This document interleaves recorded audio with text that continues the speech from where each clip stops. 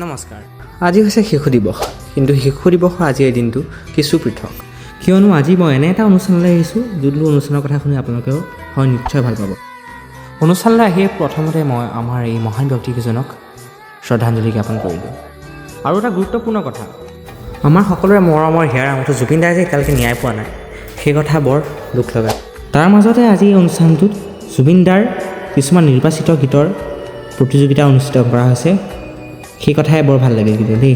সেয়েহে এই অনুষ্ঠানটোত মই কোনো এটা গান নোগোৱাকৈ থাকিব পাৰিম জানো, সেয়েহে মই অপেক্ষা কৰিলোঁ। কিছু সময়ৰ অপেক্ষাৰ পাছতে জয় জুবিন দা বুলি কৈ মঞ্চলৈ আগবাঢ়িলোঁ।